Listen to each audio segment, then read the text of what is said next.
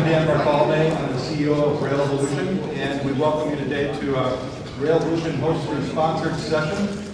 Rail-Volution is a national learning network that focuses on maximizing the value of transit investments in the community.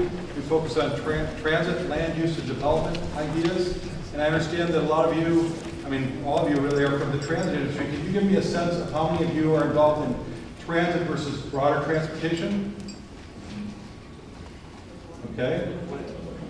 Meaning rail, bus, bike, things of that nature, as opposed to air or commercial rail or whatever. Okay. How many of you are involved in aviation? How about engineering? Broadly defined. Planning? Land use decision making? All right, well, it sounds like we've got a really good diverse group of folks around the disciplines, and so what we're really focused on is interdisciplinary learning. So I'm just going to run through this. We're going to talk about maximizing the value of transit investments by linking transit and community impact principles and practice. Rail-Volution, as I mentioned, is a learning network. We are a conference. We actually started as a conference back 23 years ago in Portland when they were developing their rail system and brought together a variety of community people to try to understand how to maximize the community impact of that. So we put on a conference every year for the last 21 years, or this is the 21st, and we'll be in Dallas on October 25th and 28th. We're also a movement. We're really kind of a philosophy around how to maximize the value of transit investments for community impact. I'll share for a second, we're also a way of life, thinking about ways to use transit to create different kinds of communities, more compact communities, walkable communities, livable places that allow people to get to where they need to go, and also destinations. So we're really about building livable communities with transit. We envision America's cities and regions transformed into livable places that are healthy, economically vibrant, socially equitable, and environmentally sustainable, where people have transportation choices. We serve as a catalyst for the movement to build livable communities with transit by inspiring people in communities and regions to make better transit and land use decisions. We do this by partnering, equipping, and connecting people and institutions at all levels. So one of the reasons we're here today is to promote the concepts that I'm just talking about, and we'll talk a little bit more about. This will be our first ever conference or program within another conference. We're doing 2 of them this year, and we're actually developing a memorandum of understanding to work with Comto over the next several years to increase both our representation here, but also to try to increase the number of people of color coming to our conference and participating on our panels and really digging into what we're trying to promote as an overall network. So our values focus on impact and results, and by that we talk a lot about how do you make the most out of the transit investment. Investing millions and billions of dollars in a transit system is really important as a tool for changing the way communities are shaped. We're also focused on inclusivity, and by that we mean all sectors, all professions, and all ethnic groups. So we put a high priority on involving the most diverse group of people from different sectors and different communities in our work. We know that collaboration and partnership is critical to the outcomes that we're trying to achieve. There's really no way to get the kind of development done in communities in the long transit line without partnerships. Innovation, we recognize that all communities are different. At the same time, when folks are investing in transit lines, there are some lessons that can be learned, but we also need to recognize that innovation is critically important. We need to be continually asking ourselves, can we make this better? Can we do this better? And can we do it in such a way that is really responding to and consistent with the local environment that we're in? And quality is just something we hold it more as an internal value of trying to make sure that all the work we do is of the best quality. So we're focused on improving our conference, creating a digital platform. We're redoing our website this year to become an information exchange, and building the capacity of localities and regions around the country to be more effective at delivering the results of transit-oriented development and community impact. So what is TOD? What is transit-oriented development? How many of you are familiar with transit-oriented development as a concept? Okay, very many. So what we look at with TOD is a mix of people-sensitive land uses that are both origins and destinations. They're places to come to and they're places to leave from for jobs and other opportunities. We focus on developing higher densities in more of a compact form, a mixture of housing types and price points that serve the entire community. They're both walkable and bicycle friendly. They're good urban design throughout the public and private realm, so we know we need to include amenities that go beyond the actual the real estate structures that are there to both connect to the communities that these new developments connect with, but also to create within each of the developments a positive public realm. It's also, as you know, TOD is fundamentally integrated with transit. Sometimes we talk about TOD as transit-oriented communities. We also think about community-oriented transit as being the two sides of the coin that we're trying to promote. So TOD is also market-driven and community-driven, and it focuses on partnerships, as I mentioned. So what is equitable TOD? Equitable TOD is really fundamental to what we're promoting overall as a form of TOD, but it serves to lift up low-income and disadvantaged communities. So that means that as we look at developing transit lines, bus lines, and other kind of transit projects, we need to think about how they impact the low-income communities and think about how to create opportunities for more disadvantaged folks and make sure that we're paying attention to displacement and other things that can occur when new projects are developed. So with that, we're going to be hearing about the Fairmont Corridor today, which is a project in the Boston region. It's going to be basically a case study. And we're going to be hearing from 5 individuals. Mark Grayson, who is the Executive Director of the Metropolitan Area Planning Council. They look at development on a regional basis and do a lot of regional planning. Marcos Felice, Associate Director of Codman Square Neighborhood Development Corporation, which is the organization that's working in the community along the Fairmont Corridor. Mark Boyle, who is the Assistant General Manager for Real Estate of the MBTA. So he's involved actively in all of the MBTA's efforts to promote and be engaged in TOD.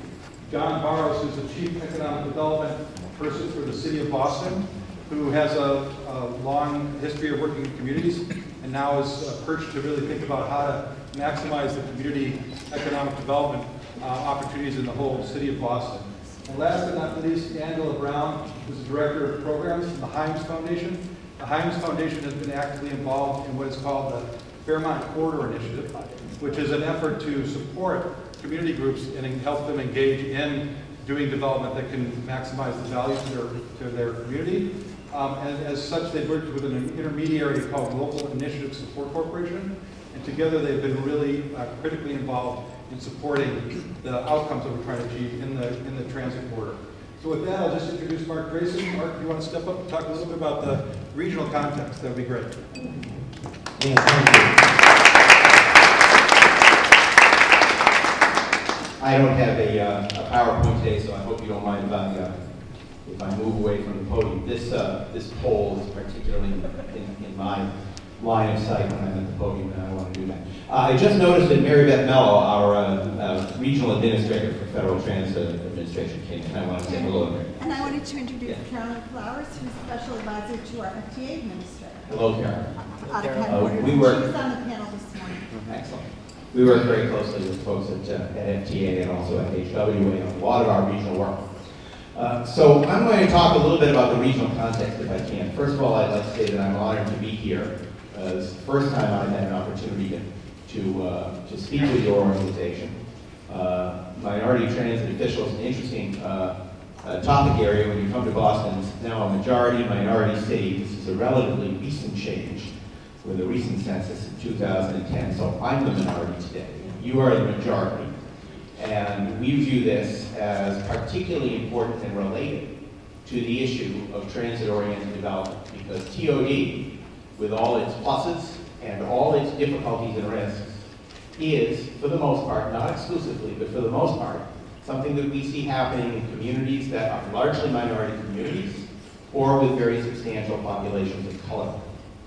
And I think it's important to understand that context as we talk about it. TOD to us is a very important part of our regional agenda. And our regional agenda, as a regional planning agency, we're vice chair of the MPO, we aren't actually the MPO in this region, is we are focused on the implementation of our regional plan, which is called Metro Future, Making a Greater Boston Region, which is the regional plan we adopted in 2008, and which is continuing out to the out year 2030. And some of the main goals of that plan are focused on changing the orientation of transportation and mobility in the Greater Boston region, such that people are taking many more of their trips by transit, by bike, or by walking.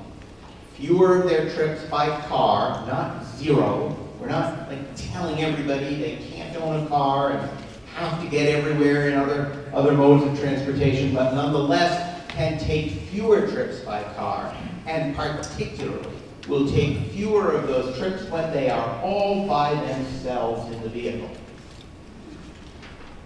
Sometimes local officials will come to me, and we serve mainly local officials. They will come to me and they will say, look at this beautiful area we have over here. This would be a wonderful place for commercial development, for industrial development, for more jobs, for more tax base. And occasionally it is near transit, sometimes it isn't. And often they will say to me, this is all we want to put here. We want to put jobs and maximize our tax revenue.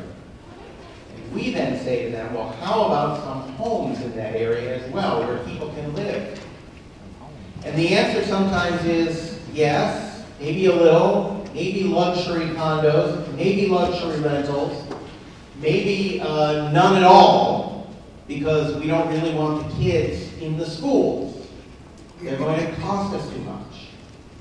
And I say to them, if I were to do a corridor plan here and here and here and here, and everyone were to say to me, just jobs, no homes, then I guarantee you I can't do anything about the traffic problems that we face in the region, or the traffic problems that you as a local official are talking to me about. Because you have to be able to mix uses and put more people closer to the place where they actually work. And transit is one of the ways you can accomplish this. If you put more people and more jobs in a mixed-use setting near to places where transit exists already, then you will reduce people's commute times, you will increase the likelihood that they will use transit, walking, or biking to get from one place to the other. You will lessen the amount of time that they spend in their vehicles. You will reduce air pollution and greenhouse gas emissions. But you will not accomplish that if you only locate near highways, or if even when you're locating near transit, you only will allow one use as opposed to others. So in the advocacy and technical assistance and policy work that we do on transit-oriented development, we are always pushing for a mix of uses as close to transit as possible. And one additional thing that we call for frequently is that the kinds of uses have a tremendous influence on whether or not the development in that area is going to be what we call transit adjacent or transit oriented. Transit adjacent development is just nearby, but the people in that development do not necessarily use the transit very frequently. Transit oriented is a kind of development that actually encourages people to get on the bus, get on the train, get on the subway, get on the commuter rail for a decent proportion of the trips they actually take. And our research shows that the type of development you put near transit can have a powerful impact on that eventual determination. Many local officials, thankfully not our mayor here in Boston, who's going to be represented by John Barrows when he speaks, but many local officials that I have the occasion to deal with, even when they recognize the importance of developing near transit, and even when they recognize the importance of mixing uses near those transit locations, will still say the two things we want the most, or the three things we want the most, are high-scale retail development, often but not exclusively big box stores, luxury condominiums, and lots of parking lots. Folks, if you put those things near transit, no one's going to use the train. You can have a little of that, but it can't dominate the development pattern. You need to have a mix of commercial uses, including office, not just retail. You need to have rental, not just condo. You need to focus on moderate and lower income individuals, including families with children, not just studio apartments or one bedrooms for young couples with no children, not just luxury rents or luxury condominiums. And you can't locate all the parking you think you're going to need, because if you put in the right uses, you won't need all that parking. And no matter what you do, no matter what types of uses you put in, if you have the parking, they will come. Just like the movie says, right? And so it takes some retraining, kind of rejiggering people's minds about what makes good development. Some different understanding of the changes in sensibilities and preferences that we see among younger families today, who want to be more urban, who will spend more time in their lives renting, who may move to the suburbs later in their lives, but at 35 or 40 instead of 25 or 30, and they may just, like me, stay in the city for their whole lives. They want a car, but they don't necessarily need two. They're willing to drive, but they don't really want to sit in traffic. They'd rather be on the train. And these changing sensibilities mean that if you build for those folks, you don't need all the parking. And you can mix the uses. And you can mix levels of affordability. And you can focus not only on elderly relocators and empty nesters and very young families with no children, but you can focus in the middle as well. One local official I talked to, actually not from my region, back about 6 months ago, said to me these words, which I always keep in my mind, when we had the conversation about units for families with children near transit. His answer to me was, children shouldn't really live downtown. Now folks, children have been living downtown since we had the first cities in Mesopotamia. And a lot of the renovation in the South End and in Bay Village and other areas coming sort of right up toward where our offices are were originally not for kids. And you know what I see when I drive down those streets or walk up from the train or go from one meeting to another? I see that locomotion bus picking the kids up at all these locations where there weren't supposed to be kids, because families with children do live in urban areas. And more of them would like to be able to do it. So I would close by saying that some of the precepts that we follow, and which I hope you'll take back with you, about transit-oriented development, and I am going to actually say just one more thing if I can, are to be near transit with most of your development, to mix the uses, and make sure that those mixed uses are not the most traffic generating, and cut back on the parking because you don't really need it. Now, what I'd like to close on is a very major concern with TOD. A very major concern with TOD is the displacement and gentrification that can come when you begin to develop near transit. One of the major training activities that we engage in with our cities and towns is what policies do they need to undertake at the beginning of the development process, not at the end of the development process, not as a makeup activity, but when they start planning and zoning, to make sure that they can minimize or mitigate, or both, any displacement that might take place. change in neighborhoods is inevitable. It has been happening since the dawn of time. In many ways, gentrifying neighborhoods, while highly problematic, are arguably not as severe in their difficulties as disinvesting neighborhoods in many parts of the country. But if you think that you're going to do TOD and have no displacement, you're wrong. So you need to begin, as local officials, planning for that and figuring out how you're going to minimize it from a regulatory perspective, from a development preference perspective, from a writing down of the sale of publicly owned land perspective, and through the mix of uses and the mix of groups that you're planning for in the development process. And it gets back to my previous point. It's very important to include rental. It's very important to include subsidized. It's very important to mix incomes.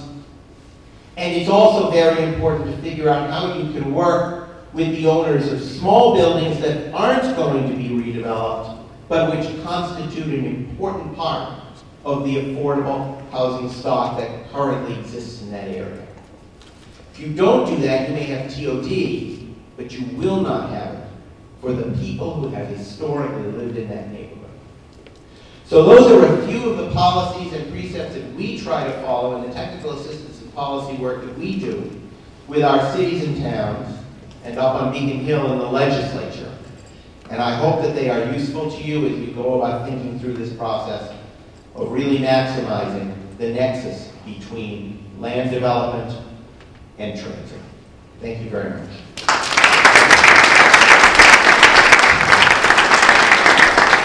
Thank you very much, Mark. I think you probably got a pretty good sense of some of the dynamics. Mark was very articulate about the dynamics of TOD.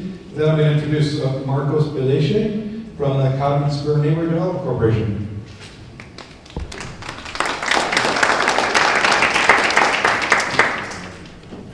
Good afternoon, folks. Can you hear me? I'm going to try to follow a bit of what Mark Grayson just shared, because in fact, again, that's also part of the comments that I wanted to share. I labeled our presentation Building Bridges because the Fairmont experience, our work on the Fairmont line has been about sort of building bridges, really building opportunities, connecting people to the opportunities that have sort of surfaced as part of our work. Cotton Spur DC, we're a nonprofit development corporation. We're about to turn 35. And, you see our mission statement there to build a better community for all those that live there for specific ways, building affordable, safe housing, healthy housing, and commercial spaces. So I'm going through this a little quickly just so I can get to at least on the transit. Our traditional lines of business, real estate, we've developed almost 1,000 units of affordable housing, economic development. We work with local merchants and small business development, but the bulk of that work recently has focused on addressing the foreclosure crisis, and now also turning to addressing some of the anti-displacement work that's happening in our neighborhood. Asset management is another key area of our work to protect and safeguard and maintain our portfolio. And then community building and organizing, which is actually the line of business that I led for about 10 years. And so we'll talk a little bit more about that. Our Fairmont work, again, I think that we got involved in 2004 along with 3 other nonprofit development corporations. There had been work done before to bring back news on some of the stations that lined this corridor. But I think that part of the initial thinking and exploring led to the importance of creating a vision and creating a plan to address some of the potential opportunities and challenges that could arise from all of a sudden highlighting this corridor. The Fairmont Indigo line is the shortest commuter rail line in Boston. It's again strictly within the city of Boston. It's about 9 miles. It goes through some seriously dense neighborhoods in Roxbury, Dorchester, Mattapan, to Hyde Park. About 9,000 people live within a quarter-mile radius of the stations that we were proposing, and some of which we already won. And then the median income is around $70,000 a year. Transit ridership on buses is 4 times as high as the regional average. So those were some of the pieces that we used as key arguments to bring about the Fairmont line transformation. So speaking about Cognizant specifically, again, in some of the ideas of Fairmont Coalition, the CDC collaborative specifically, again, was to transform these neighborhoods into vibrant 21st century villages and communities. I'm sharing here again how some of this began to play out, and the vision called for sort of 3 areas of work that we concurrently pushed forward.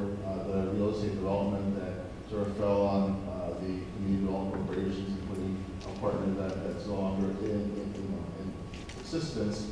The transit and equity work with a much larger group of folks, including the organization that John Barrows led previously, the W Street Neighborhood Initiative. And then Fairmont Greenway, which is, again, something that for the first time, community development corporations just also saw the importance of transforming some of the vacant lots along this commuter rail line into vibrant community spaces. And so one of the things that we learned early on as we began to engage neighbors around this commuter rail line that went through our neighborhoods but didn't really stop in our neighborhoods was that a lot of people didn't see themselves as commuters, and so they didn't see, or it almost seemed natural that this commuter line was not serving these commuters, even though folks were taking a combination of buses and trains into downtown and further to get to their jobs. They didn't see themselves as commuters. They simply thought it was, the ride to work. And so we began to engage young people as well in thinking about, what does it mean to have a station here? And for us at Talbot Ave, one of the stations, it meant you could get to downtown in 15 minutes. And this was actually designed by a local young person through a contest that we sponsored. And so here are just some of the initial sort of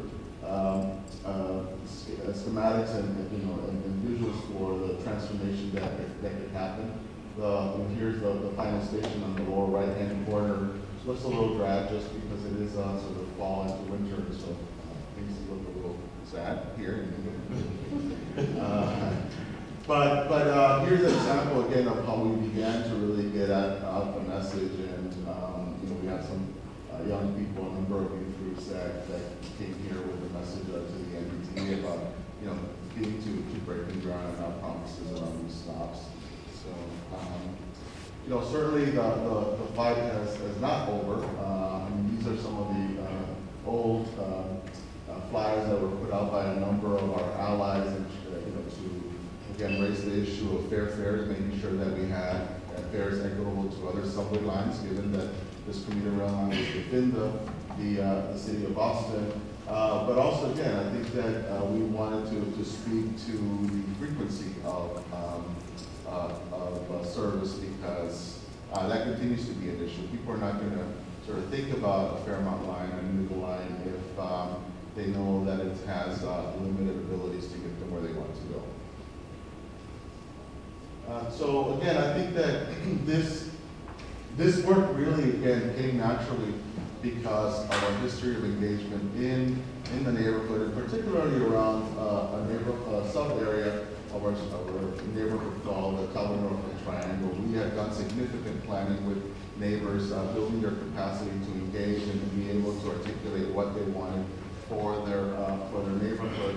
And this shows, again, how during my tenure there, again, the Fairmont Indigo line work was pivotal to our work and connected a lot of the things that we were trying to do, not only around environmental work and making sure that air quality was appropriate for our community, but also we had done a lot of work with youth, and we had worked in partnership with folks to develop a neighborhood park. And so the question was, you know, we care about young people, we want them to have safe places to play, but at some point our young people began to think about jobs and how do they get to jobs and what does it mean to not have access to jobs because transit is limited or it's too expensive. And so it just all came together, I think, through some of the Fairmont work. We have a number, again, of initiatives that surfaced out of this initial work. And also, there's a number of projects like the Fairmont Greenway work that, again, people began to get excited about planning for their neighborhood and looking at the vacant parcels and thinking about, again, what the best use for those could be. Some of this planning also led to lead and deed planning for that particular neighborhood. Again, looking at what components were already in place and what changes could really transform that into that vibrant, healthy neighborhood. Out of that lead and deed planning came what we know as the Eco Innovation District, where again, in partnership with residents, we're not just looking at the transit-oriented development opportunities, we're also looking at the green infrastructure, and more importantly, beginning to think about the local jobs that can be created. We're pursuing a number of local energy generating initiatives to really, again, create the jobs and jobs that people may not be able to access otherwise. There's many challenges, as I said, to this work. One of them, again, being related to transit themselves. We continue to have challenges with coordinating bus service, with the limited train service on the commuter rail line. So we're trying to figure out how do we work again with partners and build those bridges to the MBTA and parties that we, so that we understand the challenges a little better and can create a plan of action to address them. The fare issue, I think that again, right now you're required to have a monthly pass to use that. A separate payment system to use the commuter rail line, and so what the challenge there being that even folks that have a charter card, which is sort of the transit card here, are not able to pay for the ride and therefore not able to use the system appropriately. And so I wanted to just again highlight a couple of things before I wrap up. Community engagement in this work has been really, really important to us as one of the local partners. And out of that work, we've had some really interesting sort of experiences and ideas that have surfaced. New voices have been sort of engaged along the process. We have a group of neighbors called the Latino Club in Square that have really, again, began to transform the way that we use public spaces and engage that community, because for the longest time we saw ourselves as an Afro-Latino, African-American neighborhood, but in fact, we realized that Latinos are now a fifth of the population in our service area. Oasis on Baru is actually, again, one of the pilot sites for that Fairmont Greenway work, and being seen as one of, again, the opportunities to also engage the male of color population that has sort of the core issues of sort of an introduction back into the workforce as a key role for that urban agriculture site. And MOCMO, Male Action Men of Color, the group also, again, through some of our engagement, we now have a neighborhood group that's focused on addressing just the challenges of that population in our community and engaging in some of the work, the planning work that we're doing. So one of the things that Mark mentioned in his earlier presentation was just the type of development near transit will have significant impact on the community. I think that's definitely the case. I think that's why we see our role so importantly in working with the MBTA, the local transit authorities, because as I said earlier, our neighborhood is changing significantly, partly because of TOD, partly because of the transit that came to the neighborhood, but also partly because of the foreclosures and who bought those foreclosures. And so I think that we see a key role in working with these authorities to really make these opportunities work for those that are there, that have been there, and perhaps even for those that are coming to the area. Thank you.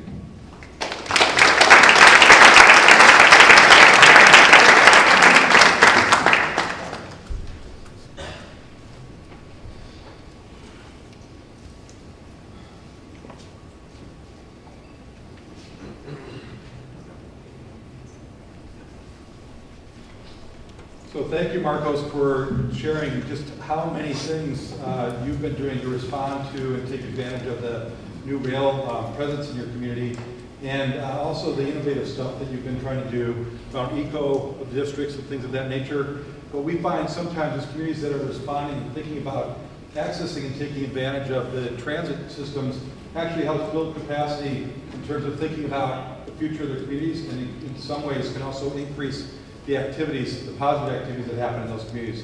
So with that, I'm going to pass it over to Mark. Right behind me. Mark Boyle from the MBTA.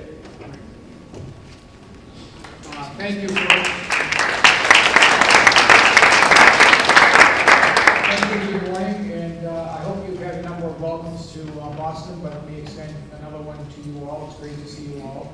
And hopefully you've been exploring and traveling throughout the city, and also have been riding the MBTA. So we do appreciate, and we think this is great that Comto has chosen Boston as their annual conference. So I have a number of slides which I want to go through quickly for you. This is just some facts about the MBTA system. We're roughly, we fluctuate between the 5th and the 6th, and sometimes the 4th largest system in the nation. But we have obviously several hundred miles of rights of way and stations and all of that. It's a pretty large system serving all of eastern Massachusetts out to central Massachusetts. We run from just above the New Hampshire border all the way down to Rhode Island, and actually into Providence, and out to Worcester. We carry 1.35 million passengers per day. And every time we do a count, that continues to increase. I think we're quickly approaching 1.4 million passengers per day, so it's quite a responsibility that we have, but we do all we can to keep up with that. And then lastly, and this is an important fact that we have 4,000 pieces of property. So with that, we, about 10, 15 years ago, we took a serious effort in utilizing that property that we have to invest in, promote, and cultivate TOD, transit-oriented development. We've had a number of descriptions about what that is. But we like to say here in Boston that we are the T in TOD, being the Transit Authority. So in the last 10 years, we've engaged in a number of projects that have resulted in upwards of 10 million square feet, 5,000 units of housing. And again, every day we seem to be working on a new project. The level of activity in real estate development in Boston is significant again, which is a great thing to say. And we try to be creative, whether it's sales of surplus of land, buildings, air rights, ground leases, whatever we can contribute and to help cultivate additional TOD projects, we do that. So the transit agency can be a major component, a major player in TOD. So just some of the obvious benefits to us, it's additional revenue and ridership, obviously, and lots of times with the projects we get additional infrastructure and asset improvements as part of that project. But lots of benefits for local communities, health, environmental and health improvements, housing, economic development, jobs, and tax revenue. The MBTA is obviously not taxed. We're exempt from local taxation, and all the private development that's built on MBTA is taxed. So the cities get a new source of tax revenue for the local cities and towns. So I just want to run through a couple of quick examples out in Newton, which is the city just west of Boston. We utilized a large surface asphalt commuter parking lot at the Green Line light rail stop, and leased 2/3 of it. In that 2/3, a 180-unit apartment complex was built. We put all of that surface parking into a structured parking, and that's a new model that we've been utilizing because lots of the vacant and surplus land parcels and building parcels have been previously sold off over the last 10 or 15 years. So we have, as on the earlier slide, we have over 100 parking facilities and 50,000 plus parking spaces, most of them in large surface lots located at train stations. We all know that the surface asphalt parking lot next to a train station is not the highest and best use of land. So that is an example that we're promoting now. This one here, Truth, it's in Dorchester at Ashmont, and it was a transformative project. It really did lots for the community. We had a marginally used small parking lot, mostly for a few employees of the MBTA.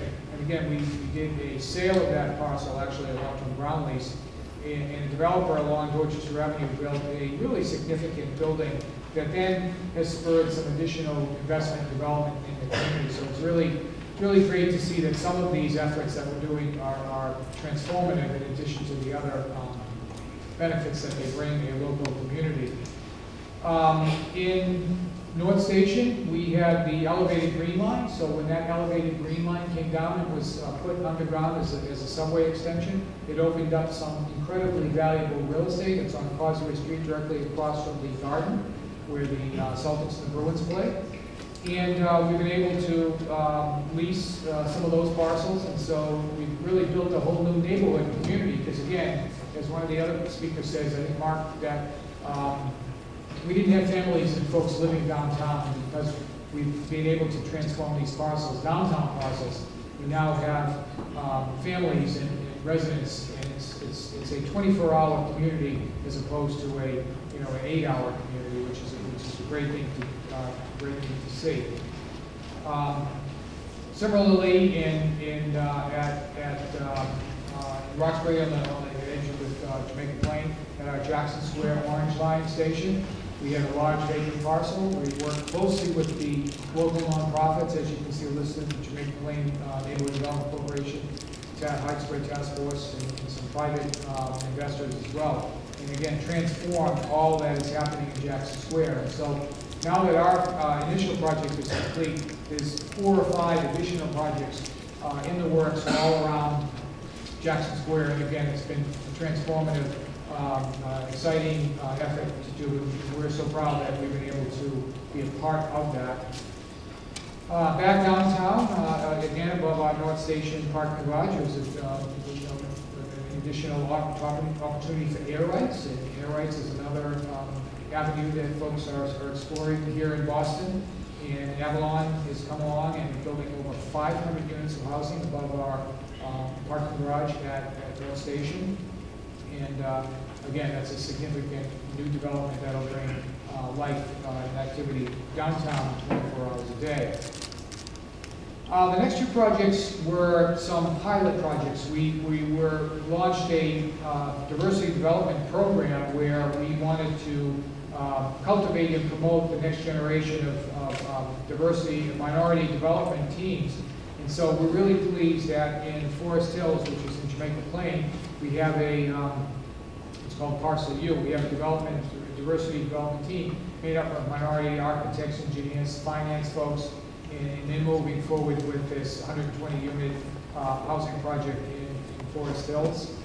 Similarly, in Boston, in Parcel 13, Peoples Corporation is developing a joint project between our land, the T-land, and the Mass Turnpike land, which is immediately adjacent to Hines Station. And Hines Station will be totally renovated. We're taking all of the rent, the prepaid rent that's being used for the long-term lease, and investing that back into Hines Station. So this is an opportunity where we're generating the development, revenue from the development to invest back in our transit assets and revitalizing Hines Station.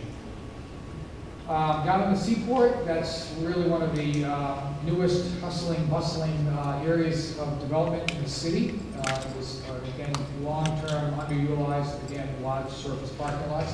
And we have the Silver Line that goes out to the Seaport. We have just a basic glass head house entrance to the subway. And there's a developer taking place, a hotel development taking place next door. So we said, why stop there? Why don't you use the air rights above this our one-story station? And as a result, There's several additional hotel units, and they're paying us a hefty price for that. And again, it's something the developers want to see. They don't have to provide so much on-site parking because they're literally above a transit station at the Seaport area. And I'll talk about that more in a minute. Waterfront Square in Wonderland in Revere. So this is a question where we've utilized public sources invested in utilizing stimulus funds. I don't know if Mary Beth is still there. From FTA, we've got a significant contribution of stimulus monies. And what that did was to get all of the surface parking into a new garage, a 1,500 space parking garage. And that freed up all of those parcels for development along Revere Beach, which is the first, I should mention, the first public beach in America. Revere is a city just north of Boston. And again, all kinds of housing taking place in those lots which were previously all parking. In Somerville, there was a large area called Assembly Square, and a developer came along and said, would like to redevelop it. It's not our land, it's private land, but it's adjacent to the Orange Line tracks. We said, well, we really, really would love a new Orange Line stop at a new station at the development. So they said, and we're willing to contribute $15 million toward the design and construction of a new station, which we've done, worked closely with them. We got some additional FTA monies to supplement the overall total cost. And as a result, as you can see, over 2 million square feet, all kinds of mixed-use development taking place. And that's what transit investment can do for private development, these strong partners. Similarly, in Alston Brighton, which is a neighborhood of Boston just west of the downtown, New Balance, you've heard of that, you may wear some of their sneakers. They were deciding whether to locate their corporate world headquarters to stay in Boston and stay in Massachusetts. So they came to us, and they're adjacent to the commuter rail line, and said, we'd love to have a commuter rail stop right outside our front door with our new investment. And again, we said, fine, if you want to contribute, we'll work with you and go forward with that project. So New Balance has contributed $15 million towards a new commuter rail station, which there will be some reverse commutes, but we think it was a great investment. As a result, they're building their corporate world headquarters here in Boston and in Massachusetts. Green Line extension. So again, there's another opportunity where transit investment has had a remarkable effect on extending development in urban investment. This is in Somerville. It runs from Cambridge, well actually it starts in Cambridge where North Point is, into Somerville, and then into Medford. And HYM is a major developer who's doing large development at Leechmere, which is the beginning of that Green Line extension area. Union Square is one of the parcels that, the areas that do it. You can see the outline in the orange, that large area that's being redeveloped. Just go quickly here, I'm running out of time. College Avenue at Tufts University. We were just going to put a simple station there, and Tufts came to us and said, oh, no, this is all about placement. Let's make something nicer and bigger. So we're working with Tufts on that. Working with MIT and Kendall and Cambridge big development area. They're building us a whole new head house, so there's all kinds of partnerships, both public and private partnerships and institutional partnerships. Just a couple of facts that the every investment in public transportation results in $4 of economic returns. You can see the other facts that result in transit investment here. Again, the Silver Line extension, I think, contributed to the development of the Seaport area. Green Line extension map shows that there. We're extending the Silver Line to Chelsea, and the Blue Line in Revere, East Boston. I just want to take a quick point about that. That's our newest line in terms of being renovated. We bought new vehicles, and as a result, we put in new switches, new investment, new signals, and all of that. And what happens, you may have heard that we had 110 inches of snow in Boston last February. The temperature never went above 32 degrees above freezing. It completely shut down our system, and it really did a significant negative impact on the economic vitality and health of Boston. So it demonstrated how key it is for a healthy and functioning transit agency to be to be operating at all times. And it was no coincidence that the Blue Line didn't shut down because, again, there was investment in the Blue Line, new vehicles, new tracks, new switches, new platforms. So I will include there, again, just some headlines recently in Boston that talks about the link between transit investment and economic development. So, thank you. Appreciate it.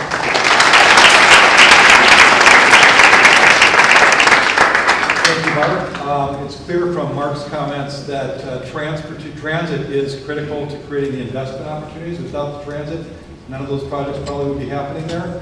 Second, that the partnerships are critical, both at the community level. It talks about working with neighbor organizations, private institutions, public institutions, to try to get these things done. So with that, I'm going to pass the baton on to John Barros, the Chief of Economic Development for the City of Boston.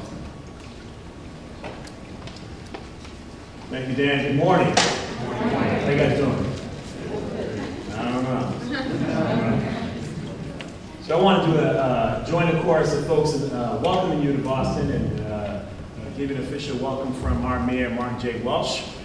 I'm the Chief of Economic Development, so I am really excited that you are here. Hopefully you spend a lot of money and you have fun and want to return. How many people this is their first time in Boston? Just raise your hand.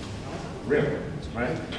I'm not shocked, right? So we did a survey. The state actually put together a survey, Massport, and asked the question of likely African-American travelers and Latino travelers if you ranked your top cities, right, and gave 10 cities comparable to Boston. Where do you think Boston ranks for African-Americans? Huh? Last? Who said last? Why are you going to call my city? Who said last? First. It ranked last. It ranked last, right? So I'm not shocked that this is your first time here. We are excited that Comto brought you here. And for Latinos, for those who are interested, it ranked almost last, next to last, right? So big shocker there. And so we're proud that Comto brought you here, but we hope that you have a good time and that you return on your own. How many people are having a good time? Just kind of make me feel better.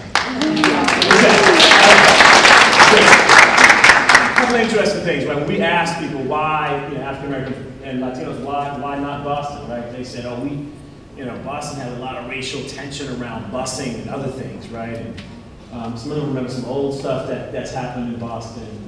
And in fact, that's no longer Boston. Boston's a different city. You have a black man as Chief of Economic Development. That's very new for Boston.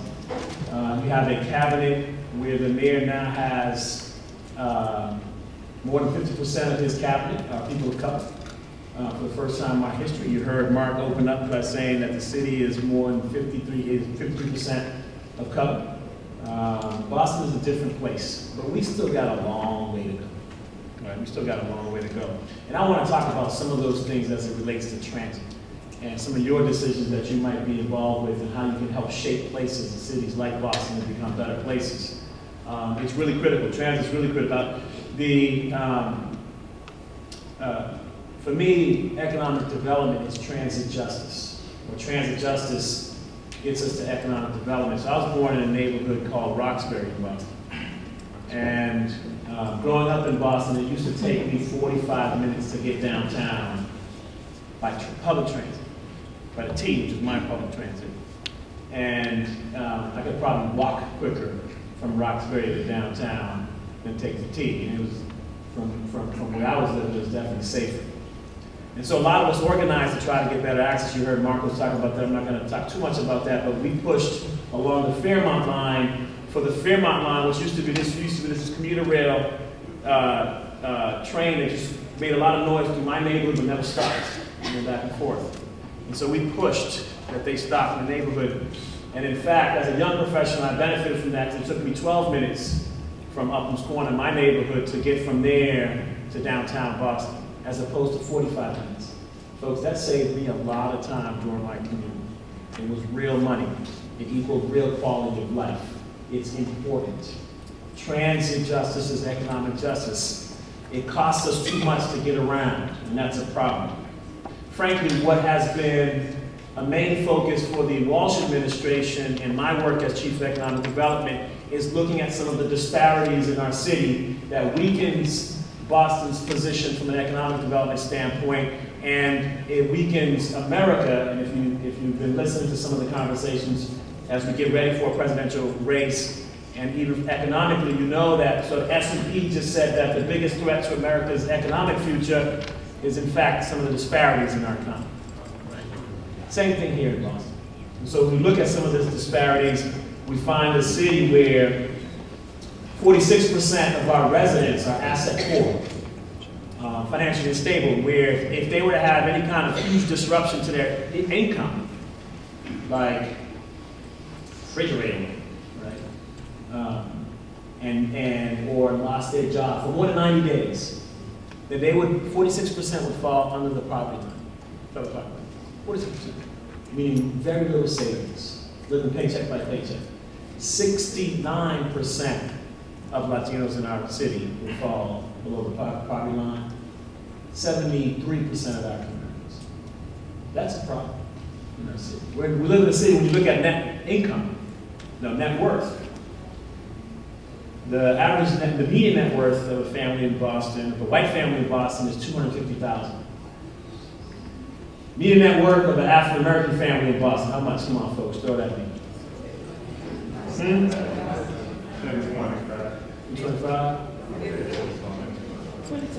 $22? This right here is really close. $8. Those kind of wealth disparities is huge. So you saw, Marco showed up a figure up here. He said along the Fairmont line. So I live a block away from the Fairmont line and others. He said along the Fairmont line that the median income was $17,000. What do you think the median income for the metropolitan Boston area is? Yeah. Who? 70? 90 plus thousand. 90, it was 92,000. I think HUD came out with new numbers, is that right? I forget. It was 92,000, I think it's higher now. It's about to be higher as soon as they publish it. And so 92,000, and you have a neighborhood, my neighborhood, where it's 17,000. Unemployment. Boston's unemployment rate right now is below the national unemployment rate, hovering about 4.6, 4.8%. In that neighborhood, it is well in the double digits. In my neighborhood, it's well in the double digits. And then if you start cutting it up in terms of constituents, you would find it closer to 30%. For African American men, I think the age was 18 to 35.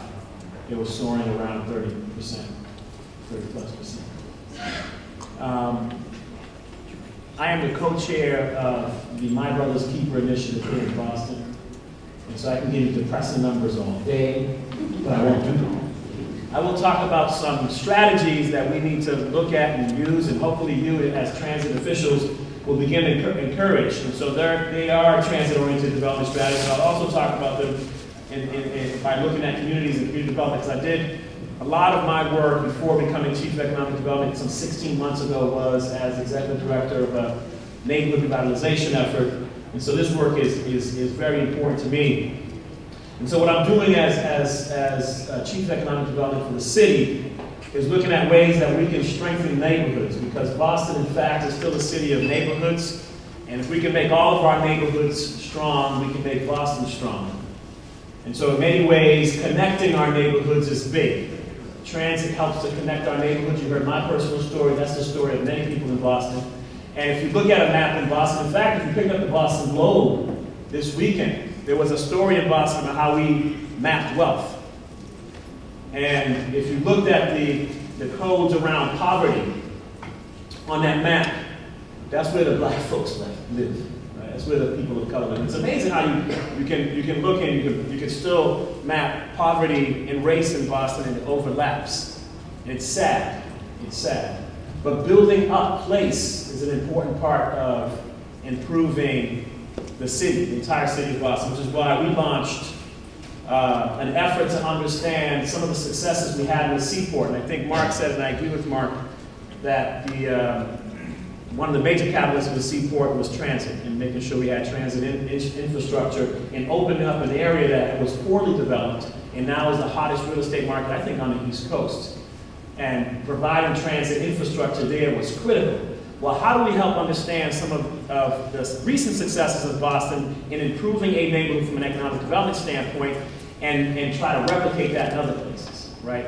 So on the contrast, in my neighborhood, in Roxbury, in Dudley, the T took down the elevated train some 2 decades ago, and we were promised that we would get replacement service, right? So we thought we'd get a nice train service again, but we never did, right?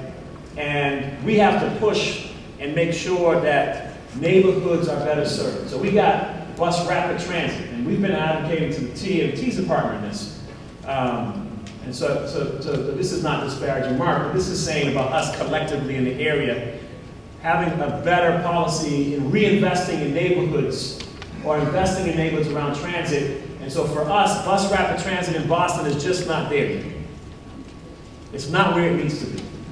And so I've been advocating, the city's been advocating, we've been advocating to make sure that if we are going to, in fact, expand bus rapid transit in Boston, particularly in communities of color, that we've got to do a better job of bringing it up to some kind of a gold or some kind of a higher rating of a system. And not just do it because we think we have to do it, but do it because we know that the economic infrastructure of our city relies on all of our residents being connected to opportunity. Boston's a city of tremendous wealth. We have the largest life science cluster in the world, right? We have 10 of the top market cap big farmers in Boston, the Biogens, the Vertex, the Novartis, etc. And yet what they tell me is that they can't find enough talent to continue to grow their city, their companies, and they're worried about it. But we have other parts of our city where we have people who could be trained and connected to those opportunities, having a hard time getting to those places. In fact, working with Mark and others, we launched a life science corridor around one of our transit nodes to help try to figure out how we connect some of our residents who are in traditionally high underemployed neighborhoods to some of these jobs. Really critical for growing industry and connecting residents to those jobs. And so we're still working on the ecosystem to do that. As we think about sort of some of the successes in the Seaport and other places, the mayor launched the Neighborhood Innovation District Advisory Committee to begin to think about how we can help create the ecosystem in all of our neighborhoods around innovation to make sure that we're increasing the startups, the number of companies that are starting up in our neighborhoods.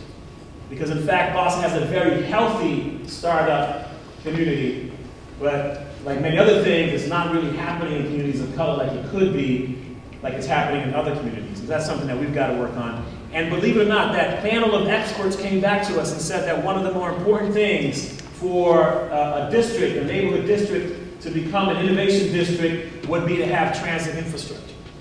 And so we're looking at how we continue to foster neighborhood districts in some of these areas as well. Lastly, Boston's becoming a very expensive place to live. I think we're one of the top 3, top 4 most expensive cities in the country. And so transit-oriented development marries the opportunity to scale up and increase density and provide some of the financial scaling that we need to provide more affordable and middle market housing that is so critically needed in our city, that is really, really expensive to live. And so you guys are at the heart of providing some of the infrastructure that can give us the tools needed to provide affordable housing in a place that's continuously too expensive to live. And so hopefully that lays out some strategies that we could talk about further, lays out sort of a transit justice, economic development agenda that I'd love to answer some questions. I know I'm out of time, so I want to get out of your way so we can get to some Q&A and get Angela. Thank you.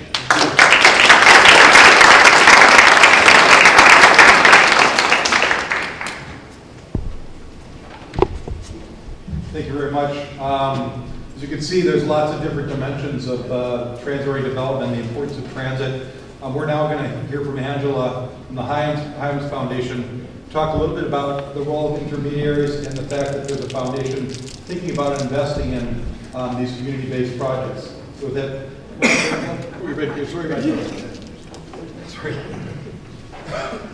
Thank you, and thanks to my esteemed fellow panelists who've covered a lot of ground and I think left some important ideas and concepts. So I'm really just going to touch in on two things that I think kind of illustrate this idea of, sorry for the jargon, an intermediary, but let's just say someone who can help with kind of weaving together people, connections, and resources that might help with your work back in your home cities.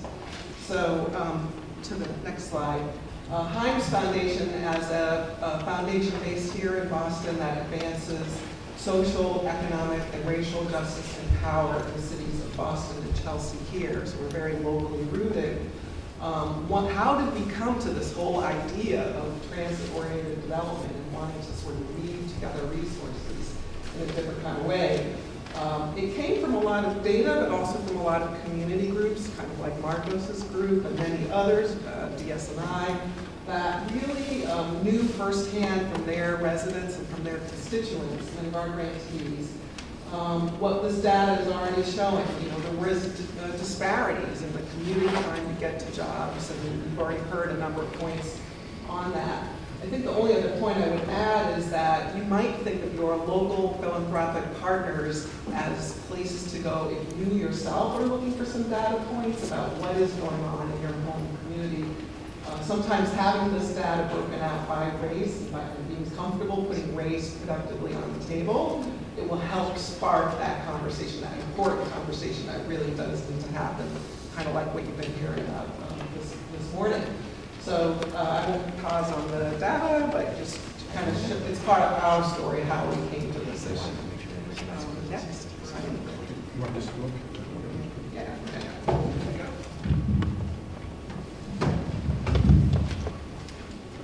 So the Hyams Foundation partnered with the Fairmount Community Corridor Collaborative and many other funders to really start to tease out a vision for equitable transit-oriented development along the corridor, but also along other commuter and rapid transit corridors here in Boston as well. And so we came up with this kind of a definition. And I think I just, under the bullets underneath, I really just wanted to point out that you've been hearing about this idea of transit as a way to leverage other kinds of activities, conversation, etc. So in any given place, you know, there is a way to think about transit investment and other connecting activities to establish a sense of place. And here in Boston, we've got groups, people, leaders, advocates that are really passionate about things like the food desert, local communities not having adequate sources of healthy food, or more bike and ped access. We have a lot of on-the-ground activists and advocates, Main Streets activities, and the like. So just thinking about those connections. And at the same time, those who rely on transit in community who are bringing their voice to this process of what does a healthy, walkable neighborhood look like in the Roxbury, a Mattapan, a Dorchester. You know, what's going to happen over time? And I'm going to return to that theme about getting ahead of the curve. This information quickly rose to the ears of many philanthropic partners and other institutions in Boston. So Hyams Foundation, as a mid-sized funder, said, what else can we be doing apart from our grant making to really contribute to this vision? So we, in collaboration with public and private partners and the community development corporations that we've been working with, have came to this idea of setting up a transit-oriented development pool, which would provide low-cost loans and accomplish these goals.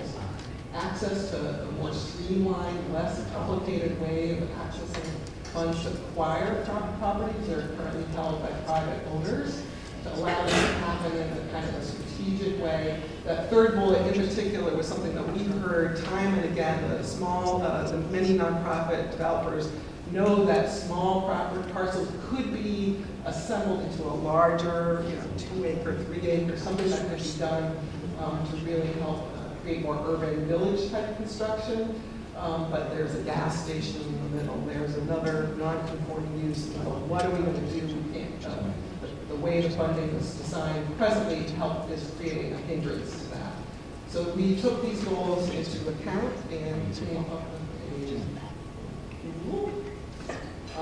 And the Heinz Foundation, along with public sector, another philanthropic partner, and a local community development intermediary, the Local Initiative Support Corporation, another intermediary, sorry for these jargony terms, but we decided to create this fund that will provide early stage capital, streamline access to capital, and allow CDCs and other mission-driven developers to acquire and jumpstart equitable TOD developments.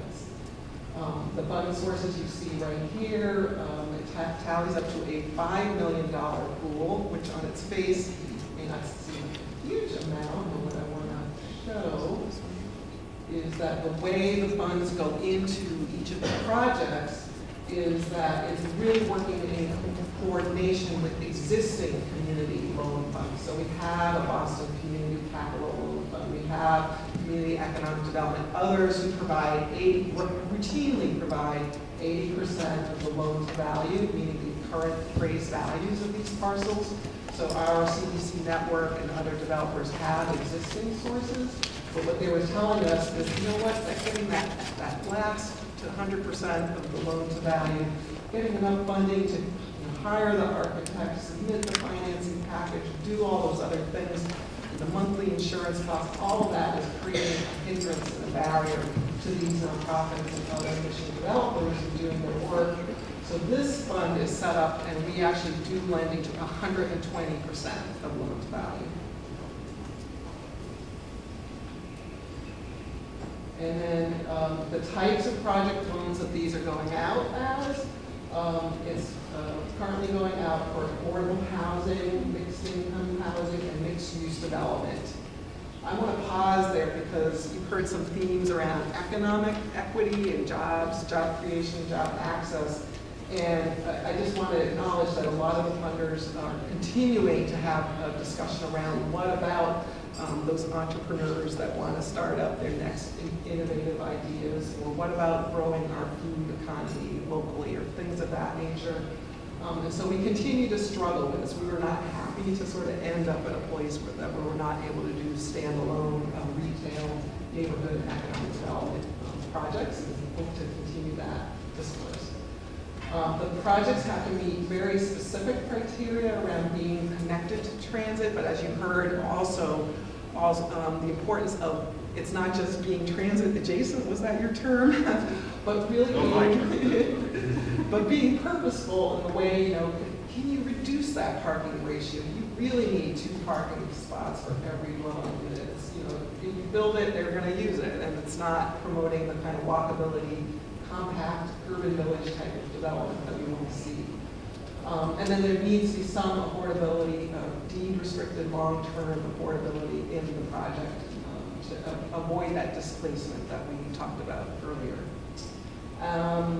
Below market rates, this is the kinds of things that the loans are going out. Approximately, I believe it's either 4 or 5 loans have closed to date in places like Salem, Codman Square, etc. And then we charge a slightly higher rate with for-profit issue. Ultimately, our vision is to double the size of this fund, and that will mean collaborating with the public sector around the top loss loan, more PRI capital, and more of those first loans that I mentioned that go out for the first 80% of loan to value. But really, the idea is to go to scale with this.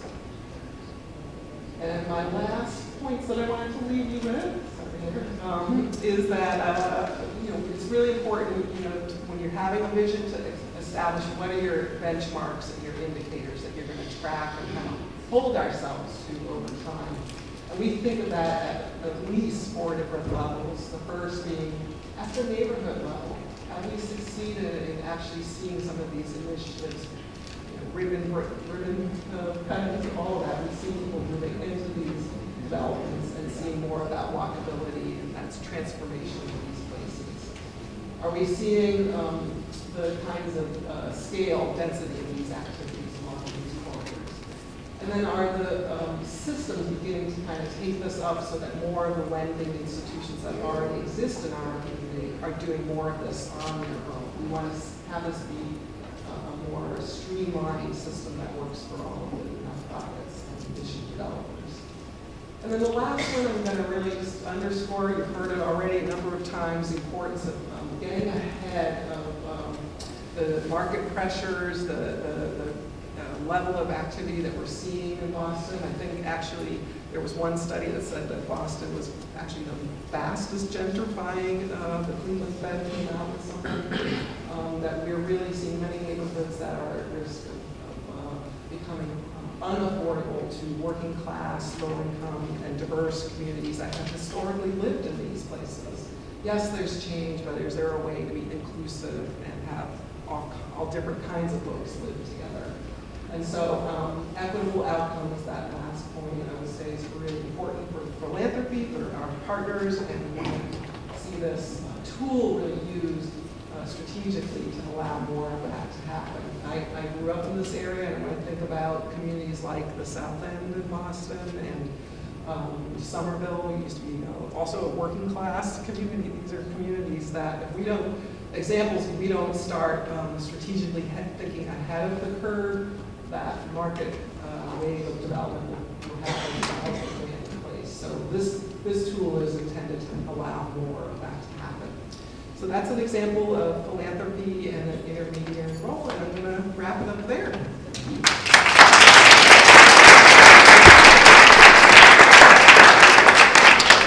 So you can see the passion for this work among the panelists. We're going to have about 10 minutes of Q&A. First, I want to recognize the new president of Comto, Muishi Moses. Mayushi Moses. I'm sorry about that. Jerry Thomas is here. He's the president of my board and the president of DART. And you may or may not know that we are starting to build a partnership with Comto, and we're creating an MOU to try to work together to take advantage of our mutual benefits and mutual skill sets. I also wanted to recognize, I think there's Lorraine Cargill's in the crowd here. She's one of my national security committee members. Is that here? All right. Well, Lorraine, would you mind grabbing the brochures and stuff over there? Sure. So if you have any interest in learning more and going much deeper on this, we do have an annual conference in October. For those that might have an interest in getting more information, I'm going to have Lorraine come around and just pass those out. And now we'll have our Q&A session. So does anybody have a question for the panel, either directed to an individual or to the group? Go ahead.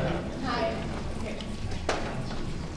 Can you tell us who you are as well, please? Yeah, I'm sorry, I'm dropping everything. Hi, I'm Claudia Lee, a city intern here in Boston. I'm a student at Tufts University. And as we know, Tufts University is complicit in gentrifying a lot of neighborhoods here in Boston. And so, as a member of that community, I am, by extension, gentrifying these communities. But then there's the dilemma of, I got this opportunity to go to this elite institution and have access to upward mobility, but I'm also not trying to take anyone else down while I'm doing that. So as a student, in this situation, like, what course of action can I take? How can I minimize my impact? And this is directed at the panel as a whole, but particularly Ms. Angela, Mr. Boyle, and Mr. Village. Who'd like to take this? Mark? So one initial suggestion, recommendation is that you become involved in your community. The MBTA and MABC and the city are working with some wonderful community organizations that work closely with the public sector to adopt policies and institute programs to try to minimize in reverse, but certainly minimize the impacts of gentrification. So, no. So I think that becoming involved in your community, in some of these community organizations, I think is a great suggestion that you should pursue. I'm just going to add briefly. I think Mark is correct. The first step is being aware that you are part of the factor of change, but then also again raising awareness. I mentioned that anti-displacement is a big part of our work today, and so we're out there and we need allies. Right? We need allies that understand that you can have a positive or negative impact on their work. So anti-displacement is not just happening in Boston and Dorchester. It's citywide. It's beyond the city of Boston. So find a coalition. And I think that you have access to that population that needs to be aware of it. Thank you. Another question? Dan, Oh, George, go ahead. just one specific policy that you can help push at Tufts. Most of our local colleges and universities, their students spill out into the neighborhoods, and that's where they're getting, so that's where the pressure comes from, because students can pay more than most people who live here. So what we've been asking colleges and universities to do in the area is to build more on-house dormitories, right? Now, if you're a college or university, it might make more sense to let the students live out in the neighborhoods, and they can just build science buildings and classrooms, et cetera, right? But it's not responsible, right? So if they build more on-campus dormitories, it'll release the pressure from the market and the house next to it. Okay, another question right in front here? Good afternoon. I am Robert Abdul Salam. I am a board member from MARA in Atlanta. And my question is directed to Mr. Boyle. Very thorough explanation of some of the projects that you all have undertaken. And I just wanted to ask if in all of your projects, did you look towards making sure that there was a percentage of affordable housing? Because that, like for example, I didn't see it on the Nashua Avalon Bay project or on the waterfront square. There was some you didn't mention, the affordable portion. So that's a great question. It's one that we struggle with. When we're putting out an RFP to dispose, to sell, enter into a long-term lease or sale of a parcel, we essentially say that you have to follow the local city or town planning and zoning principles.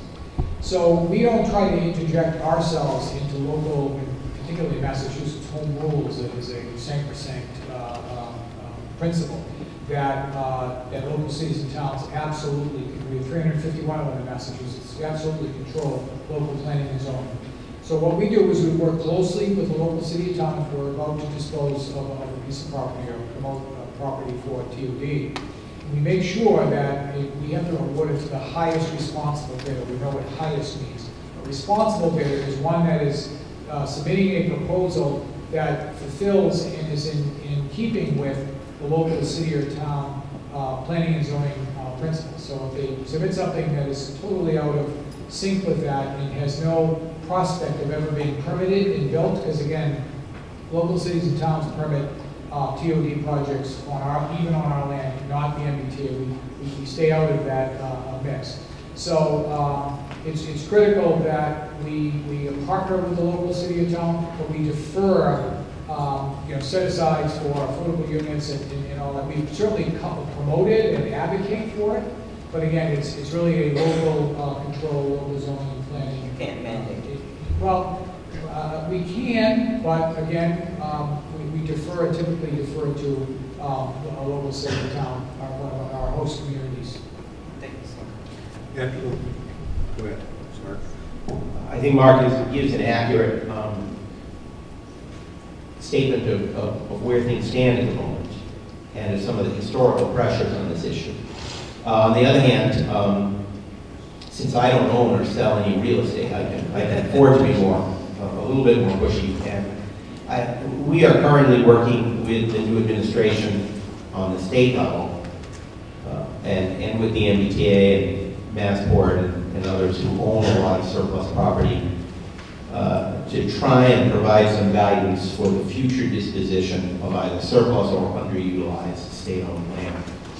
And I do think we're going to have to come to a recognition that agencies, whether it's local agencies that are selling or leasing, or state agencies that are selling or leasing, are going to have to push up the demand and insistence for affordable units. And there are many reasons for that. One is because, to be perfectly honest, there are some cities and towns, none represented at this table, that do not support affordable housing. That's not what they're looking for. So if you do what they want, you won't build affordable units. The second is that communities that are supportive of affordable housing, often they establish minimums in inclusionary zoning or linkage or programs like that. They establish minimums, even though they would like additional affordable units, and those minimums sort of become the maximums. And the final reason is that we need more affordable units near transit in order to make sure that more people will use the transit. The luxury units, those folks will use the transit to some degree, but not to the same degree as others. So if you balance it all up against the fact that we're gentrifying in those communities, we would like to see somewhat more of a push or a demand or requirements in RFPs for higher percentages of affordable units. It doesn't have to be 100%. There can be a middle income component as well as a low income component. There are a lot of ways to kind of do it, but we need to see some more pressure in that direction. Just quickly, so transit agencies and transit authorities can in fact mandate, and Mark's, the state's history on this is pretty good and pretty progressive. The state helped to mandate affordable housing rights when the Copley area, which is that way I think, Copley Mall, is built over the air rights project, right? Tent City, which is built right next to Copley, is 100% affordable. So there will always be 100% affordable units in that area because of transit, what they did. And I understand currently, in fact, that is the reality, but I just want to say to you up there that you should explore what your authority or what your agency is willing to do. City of Boston, we have a mandate here, an ordinance, an IDP policy.